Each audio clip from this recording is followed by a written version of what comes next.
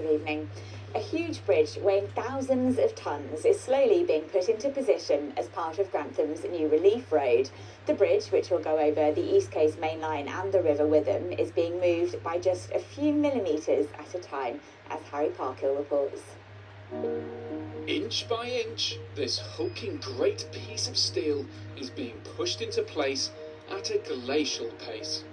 Mere millimetres a minute and a few feet per day. Progress takes a long time, but it is happening.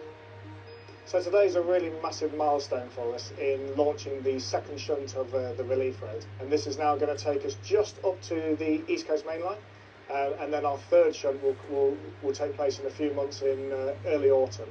At that point the bridge will all be in, so at this point we're in the halfway stage of pushing the bridge in and we've got no issues at all, which is really good. It's a delicate process requiring precision to the millimetre. But why is it so complicated? Let's explain with a toy train set. Usually you just lift a bridge into place with a crane of some sort. Absolutely fine. Still complicated, but fine. In this instance though, you have the River Witham and the East Coast Main Line, choo-choo.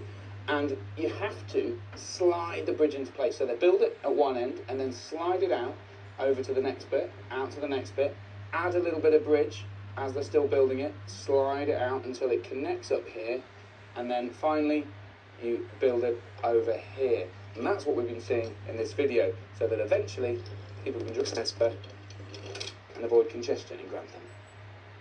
And I say eventually because going at just a few feet a day, this bridge won't be done in a hurry.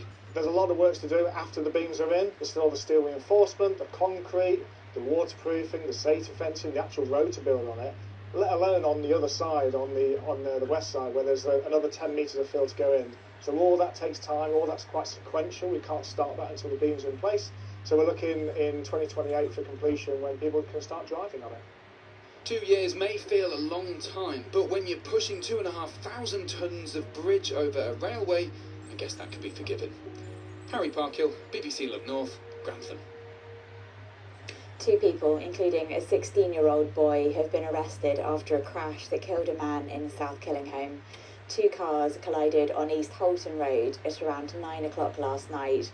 A 43-year-old man died at the scene. 2 other men, who are both aged 42, were taken to hospital with serious injuries.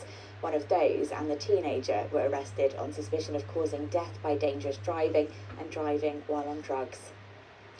2 Hull men, including a former Humberside police employee, have been jailed for child sex offences. 40-year-old David Drury, who used to work for the force, pleaded guilty to distributing indecent images of a child and sexual assault of a child. 44-year-old Daniel Sellers pleaded guilty to aiding and abetting a child sexual offence. Both were also involved in offences against a male. Community skips have been brought back in Boston to help reduce fly tipping. Boston Borough Council says it's after a successful pilot 2 years ago, and that the skips will be out once a month. Now, a road near Scunthorpe that was resurfaced during last week's record-breaking heatwave has melted and caused damage to cars. That's the claim from several drivers. Parts of Normanby Road were relayed, then soon closed off on Friday after complaints. North Lincolnshire Council says its contractors told them a heavy downpour, then the extreme heat that followed, was to blame. And we have approached the contractor and we're waiting to hear back. Now, a heatwave feels like a distant memory, doesn't it? Let's find out what the weather's got in store for us tomorrow. Here's Paul Hudson. Thanks so much. Good evening. Not too bad a day to come tomorrow. There's a risk of showers in the evening, but for most of us, the morning and afternoon will be bright with some sunshine. Tonight's temperatures then coming in at around about 14 or 15 degrees Celsius. As for Tuesday then, the morning looks mostly dry, variable cloud, a very small chance of catching a shower. Then the afternoon stays fine, there'll be some sunshine around, showers tomorrow evening, but it will feel quite warm.